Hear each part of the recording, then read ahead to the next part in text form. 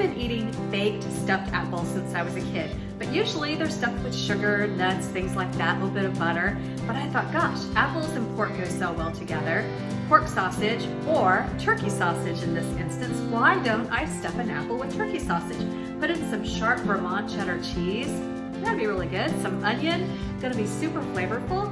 So here are my baked stuffed apples with turkey sausage. Let's get started. The first thing I need to do for these stuffed apples is to make the filling. This is my turkey sausage, and I'm just going to add a teaspoon of Aleppo chili flake to give it some kick and some spice. Use whatever chili flake you want.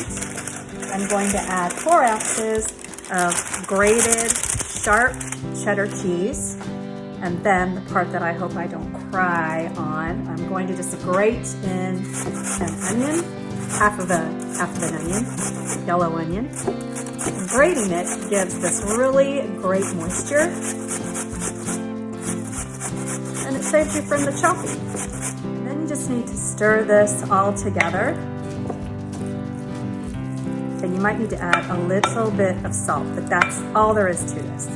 Now here's the fun part. You need to remove the middle of the apple, and the part with the seeds I keep separate. I'm going to toss it, but parts that are still good solid apple, I want to chop those up and add it to my sausage. This is a melon baller, by the way. Now I just need to stuff these, and honestly, if you want to use your hands, it's easier. But I want to overstuff them.